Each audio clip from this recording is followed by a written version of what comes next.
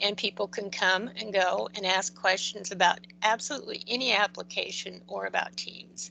And it's turning out to be quite popular. We have from SAs, new volunteers, to triple Ds on those classes and in that session, and she's quite good at it. So it might be something you'd be interested in doing if you're a subject matter expert in Teams.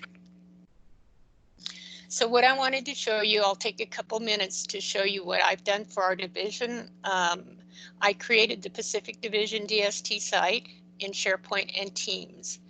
And basically this is our home page.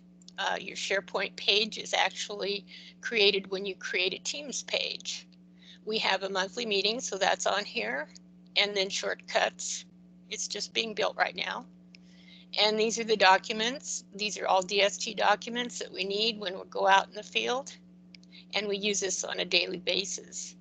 These are the group sites. Since there's so many different meetings going on, we have the ones that are the most popular on here. Then we also have a map if anybody needs to map out their task for the day.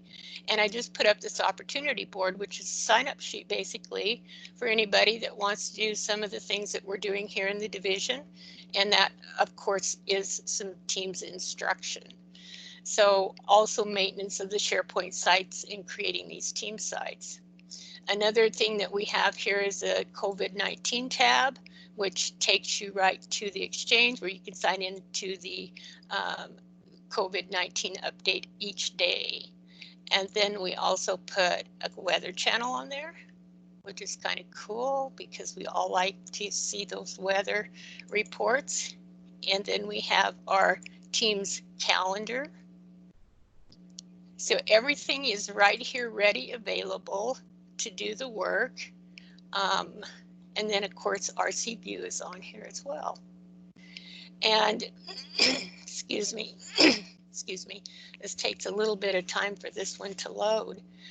But down here then we also have, let's my groups down here. I have put a Teams channel for each one of the regions. Now they don't know that yet, but I put it there, and I'm working with the Alaska regional lead to see if he's interested in it going this way rather than have separate channels. This way everybody can be in one area. So we're going to try it and see if it works out. The only people that will have access to these channels are whoever the region puts in that channel. So I will make each regional lead a member or owner of the main channel so they can see these channels and that they're locked, but no one else will have access to it except the regional people. So that will be a little bit of a one-stop shop for everybody. So that's kind of short and sweet what we're doing here in the Pacific Division and Northwest region.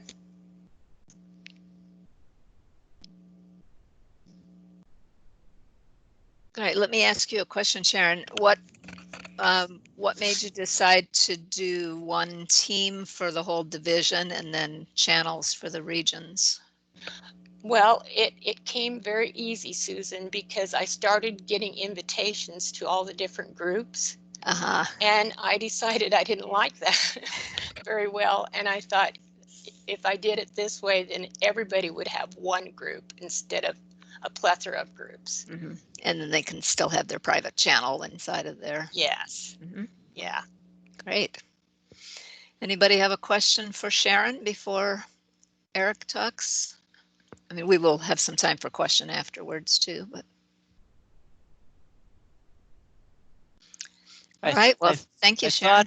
I thought that somebody had a hand raised there, Susan.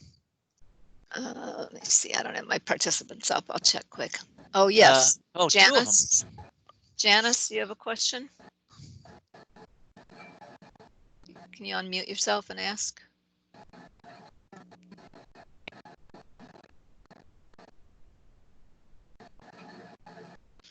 Or Ken? Yeah, I think that's in the chat. I'll reach out next week because in the meantime, then you can find out who it is. You're kind of breaking up. I didn't hear all of that.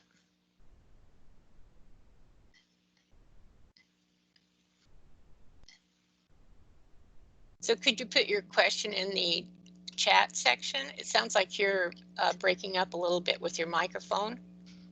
Yeah, that's a good idea. If you go ahead and Janice's type it in the question chat. is in the chat. Oh, it is in the Oh, it chat. isn't. Okay. He wanted to know if there was a call-in number for audio. Oh, I do have a number, but I don't know offhand what it is. So let me see if I can look it up for you. I've never used it before. So I'll see what I can find. Let's see. Somebody like- else had a hand up too. William Keith.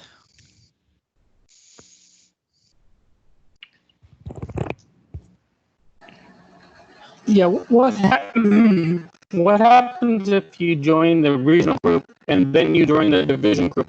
Does that have a bigger conflict in your teams? Is there a conflict with teams with that, or can you do that? If you join Yeah, the regional group first and then the divisional? Well, what we decided to do, since a couple of the regions, and especially Alaska, was do some experimenting with that very thing. And we can transfer everything over to the divisional group. So member-wise, all we do is add them to the division group and then to the channel, and then just delete them from the obsolete group. So it's not an issue. No, it's not. And then my second question is there a place on the division page where like the latest information is? So if we wake up, you know, on a Monday and want to know what the newest stuff is, we're not feeding through all the stuff. Is there a way of doing that? You mean for teams or for the division or for the regions news wise, you mean? Yeah, news wise, and it could be division or regional, either one. Mm-hmm. Yes, there is the ability to create a news page, or the easier way is to put links on there, shortcuts to some of the, like the COVID-19 update and things like that are going on in the regional.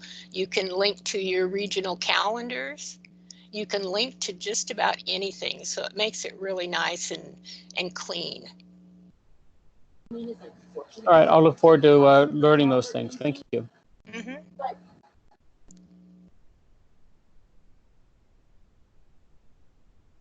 Lee?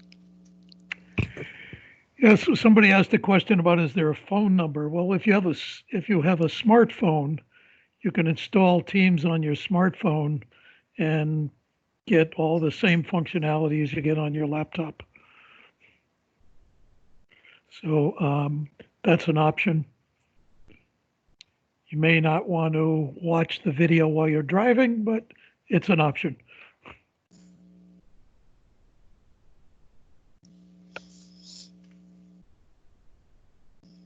I see one more hand up. Oh, that was Lee's. And then Keith, we've already answered your question. If anybody would have further questions, please feel free to call me or email me or chat with me on Teams, even better. I'm always on there. Sharon.Andrews@redcross.org.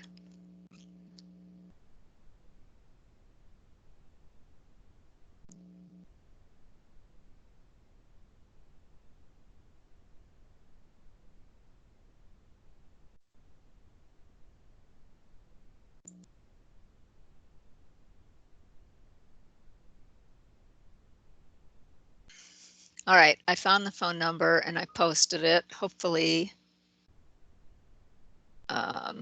somebody saw it. I saw they just typed yay in the chat, so I forget who it was that needed it, but hopefully they'll find it there.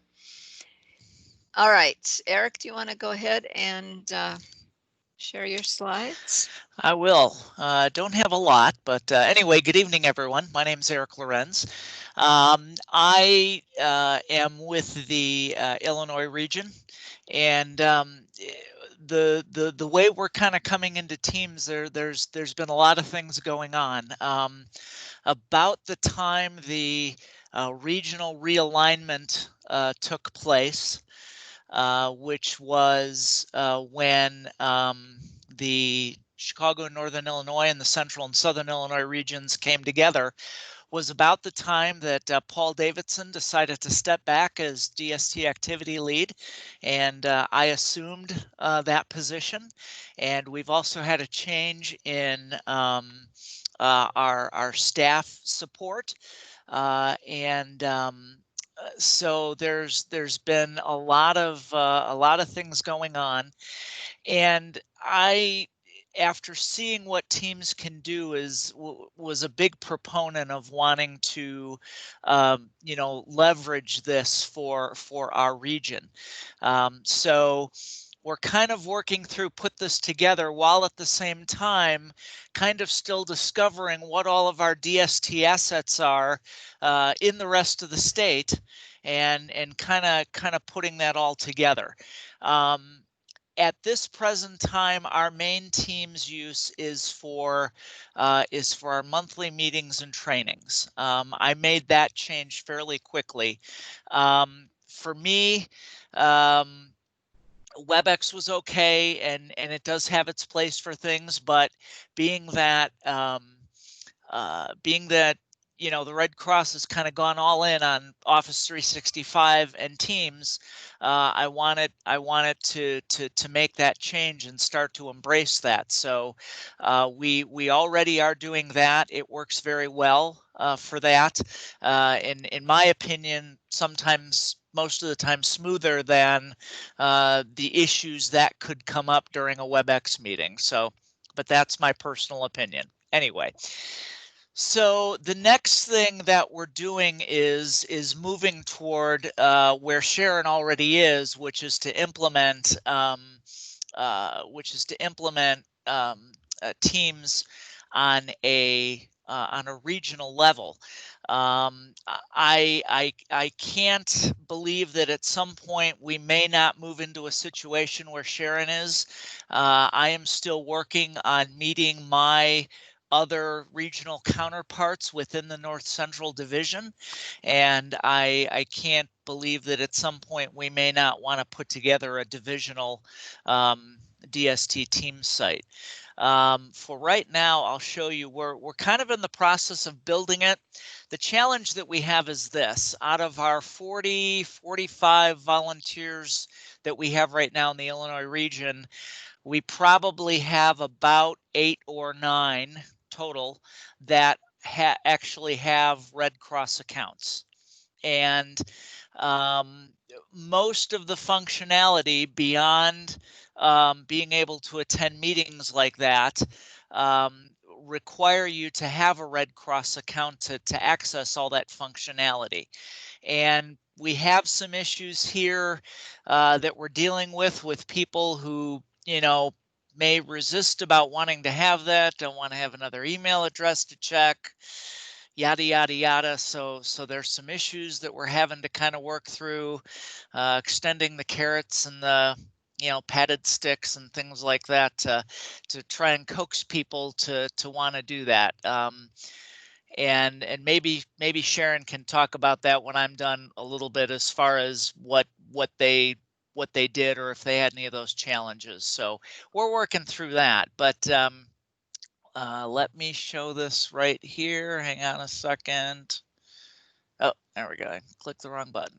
All right, so we're going to do this, and I'm going to do this, and okay. So let me get over here. Come on. Okay. So this is what our, as of right now, kind of what our structure is going to look like right now. The way that we have, we kind of have two overlaying things within the Illinois region. We have the chapters within the region, which obviously is kind of the administrative, fundraising, kind of component, but then we also have what we're calling response areas. And the response areas kind of closely aligned to the regions that our Illinois Emergency Management Agency uses. A chapter may overlap more than one response area, but generally a response area, there will not be a chapter in every response area. So what I've done in our initial template is I've created a response area for each of our 6 areas. I've created channels for each of our 3 overlaying groups. Well, we currently have a lead over communications, PC and networking, and engagement and training. There will be a channel for each of those to carry news and information, and then we'll also have a channel for the leadership team itself. And the idea is, as much as Sharon has shown with her divisional DST team, is to flesh this out into a place where all of our members can share information and collaborate and communicate, so we can get away from having files and information and conversations over several different platforms. Right now we have, and I recognize the value of volunteer connection. We have to have that piece because that's how we track our volunteers, but we have files there. We send out email from there. We have files on a couple other sites that we've used from time to time. Plus we have what's in SharePoint and OneDrive. And what I'd like to see that done is kind of pulled all into one place. And I think that's what Teams is going to do for us. So, but this is what we're looking at right now, and we're once we can get everybody to an account level where everybody can participate, because if you don't have everybody able to participate in all the functions of the team, it really kind of hinders being able to use it for what it's intended for. Somebody had asked about forming a team, and ultimately it is not a terribly difficult task. When you're in the team submenu, if you drop down to the bottom here and click join or create a team, it will give you 2 options. You can either join a team if you have a code. You will see all the other teams here that are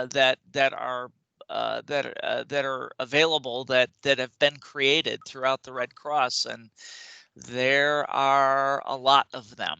But up here at the upper left, if you click create team, and it asks you if you want to build a team from scratch or if you want to create it from an existing team. And the other thing that I think Susan was looking for me as an example of this is the other way that you can do this is, for example, with the virtual DRO structure with COVID. There was a DRO template that was created, and the link was in the COVID toolkit. If you are able to get a template like that, and a link is provided, you can pull it into your own Teams app, and once you have that, you can then copy it and use it and change it and update it, to fit your own needs. I know for the sake of time, I won't go much farther than this unless Susan wants to take it any farther, but open to any questions. No, the only thing I would add, Eric, is, and you don't need to go through and show it, but if you are going to create a team, once you get it created, you want to definitely go into the settings. There are a lot of settings that you can control, and some of them will let you choose things like, do you want to have to approve everybody that joins, or do you want them to get automatically approved? And if you're going to use a code for them to join, then you can have them automatically approved, and because nobody's going to join unless they have the code, right? Right. So that makes it kind of easy. And then you don't need to worry so much about what the name is either, because people aren't going to be searching for it. They're going to use the code that you give them to join. Right. Eric, so far I haven't found that document, but I will keep looking. So yeah, let's see what other questions people have. Oh, I guess the one other thing I would add, based on what Sharon was saying, and Eric too, that if you have been thinking about creating a team for your region, you might want to check with your division first and see if they already have a structure set up where you can have a channel within a team, within a division team. I don't know how many divisions are doing that, but it would be worth checking on that first before you create your own.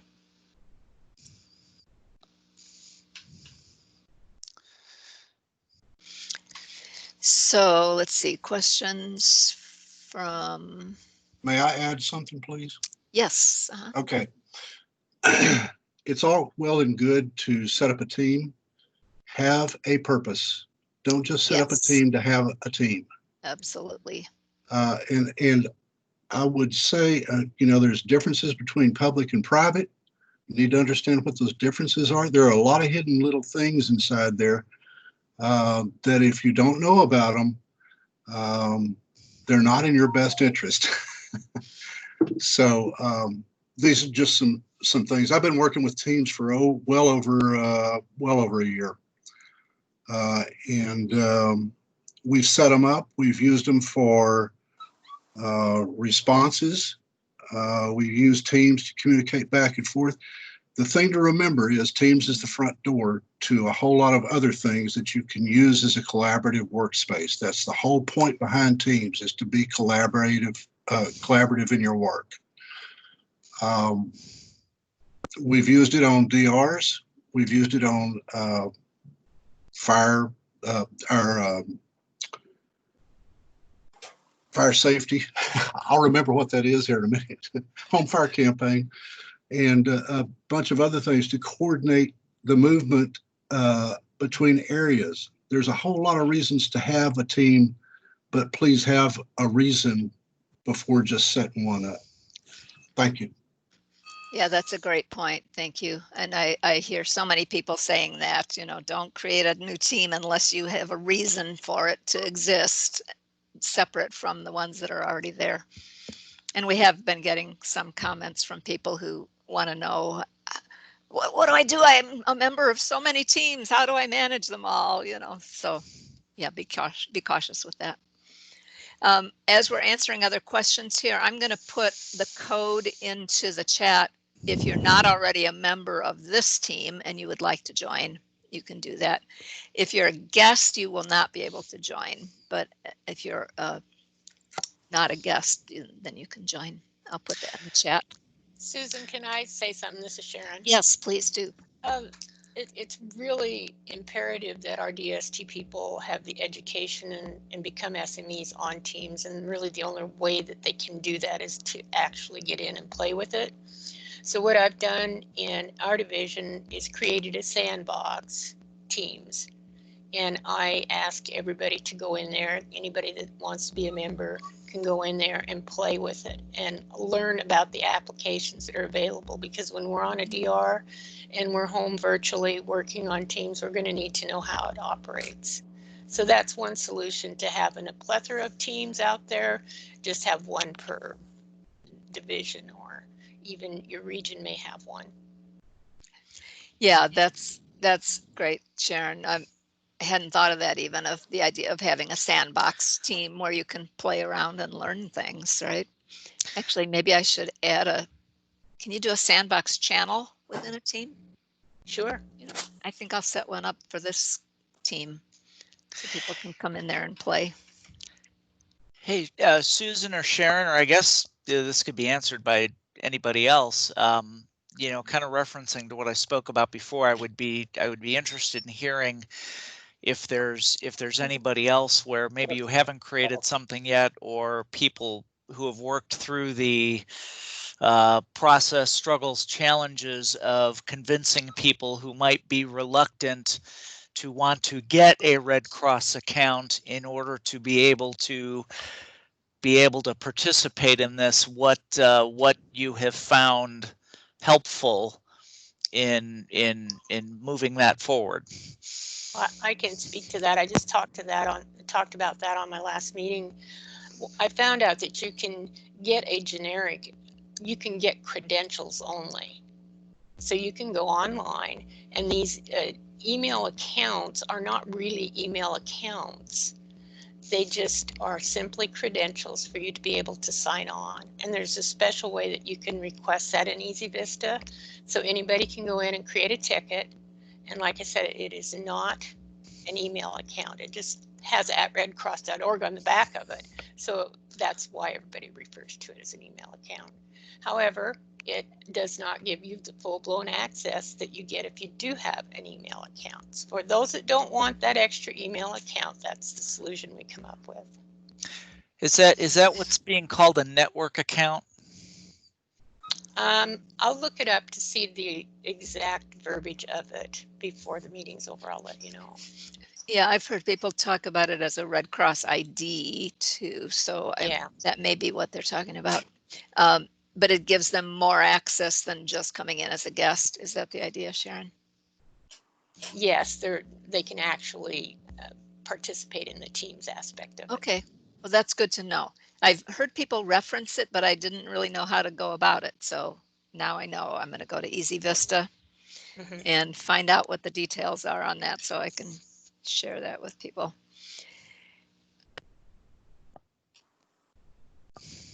All right, let's see what other questions we have here.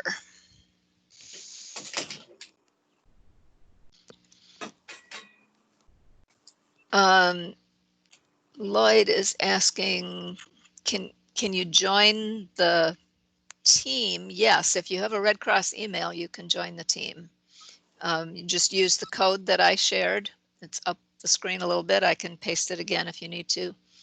And then just like Eric showed, you go down to the lower left corner of your Teams app. You probably want to do it after this is over. And then click where it says to create or join a team. And then you go to the one where it lets you enter the code. Sharon, there's a question for you there from Steve. Is there a usage requirement for keeping that restricted account active? Do you know?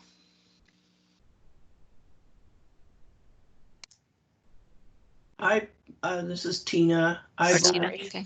believe that you do. It falls under the same rules as an email. If you don't use it, you will lose it. So Okay. you have to use it. Yeah, you have to sign into the exchange with those credentials. That's the way the server identifies you, not through volunteer connection, but actually sign into the exchange once every 3 months is all. Okay. So you could put a reminder on your calendar to do that, right? Recurring reminder. Yep. Good. Let's see what other questions we have here.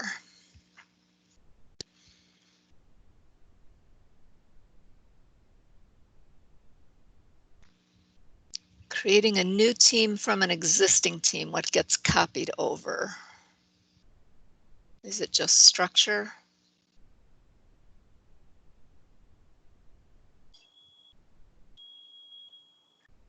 Do either of you know that?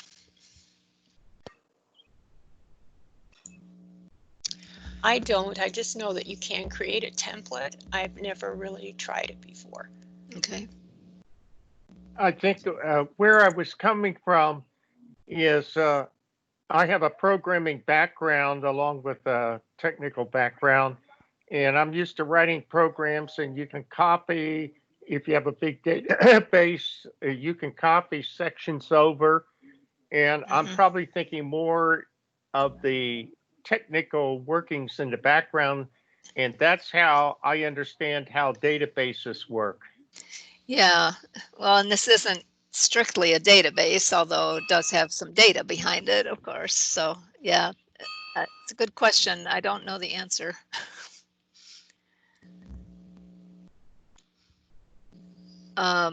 You know, one place you could look, though, if you're interested, is if you go to the FAQs at the top of the Teams tab, or if you go to the help over on the left column there, the Microsoft help on Teams is really like almost endless. You could spend all day looking around at different things in there. So I bet they will have something about creating a team from an existing team.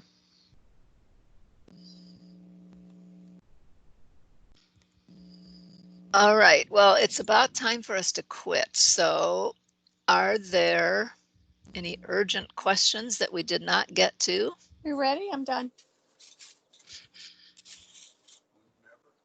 I'm checking out. Can't handle anymore. And if not, then let me just remind you all that we have another event next week on Thursday. And we're going to be looking at the Volunteer Connection program. Tracy Singh, who is also a DST member, as well as working in disaster workforce engagement. She's going to give us a little demo in Volunteer Connection and talk about some of the updates, as well as show you where to find some resources if you do have questions about things. And those resources you can also refer other volunteers to as well if you get questions about Volunteer Connection on a DRO. That way you don't have to say, oh, we don't support that application. You can say, oh yeah, here, let me show you where you can find these training resources for Volunteer Connection. All right, and that is, I believe, 2 o'clock on Thursday. The data is posted on the group share in Volunteer Connection, and it also went out in an email this morning. So thank you all so much for being here. And if you have suggestions for other topics you'd like us to cover, I already have all of August booked up, but we can put something in for September if you have a topic you'd like to see us cover. Thanks so much to Sharon and Eric, and I hope you all have a good evening. Thank you, Susan. Oh, thank you.